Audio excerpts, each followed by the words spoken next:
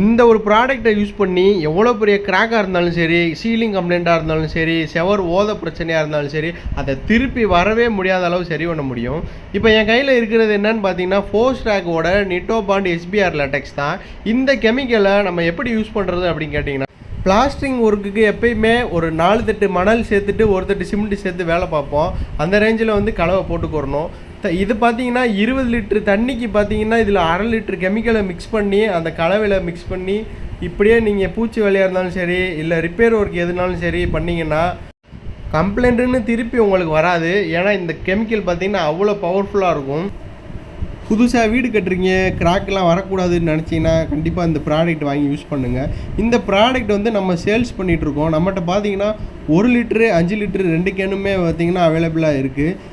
All over தமிழ்நாடுமே இந்த product நம்ம அனுப்பிச்சி வச்சுக்கிட்டு தான் இருக்கோம். வேணுன்றவங்க கான்டாக்ட் டீட்டெயில்ஸ் தரோம், புக் பண்ணிக்கோங்க. தேங்க்ஸ் ஃபார் வாட்சிங்.